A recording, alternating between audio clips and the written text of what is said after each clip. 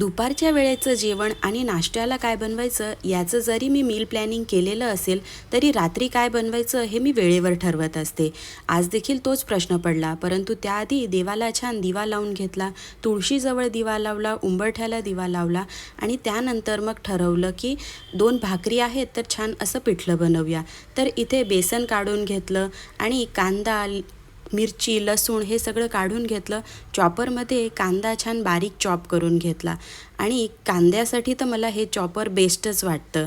त्यानंतर मग मी जेवण बनवत आहे तोवर लाडूबाई आमची शुभम करोती म्हणत आहे आणि त्यानंतर मी छान तेलामध्ये जिरं, लसूण, मिरची ची फोडणी दिली, हिंग टाकला आणि बारीक चिरलेला कांदा देखील टाकून दिला.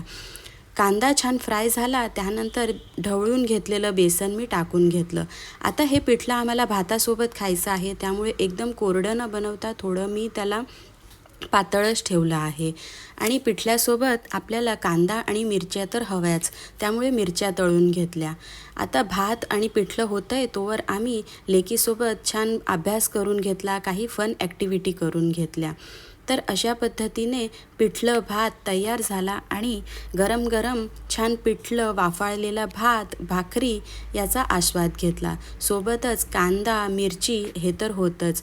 कधीकधी आपण मुलांसाठी पिठलं हे साधं बनवतो तर तेव्हा मिरची आपल्याला खूप छान टेस्टी लागते. चला भेटूया नेक्स्ट व्हिडिओमध्ये. बाय.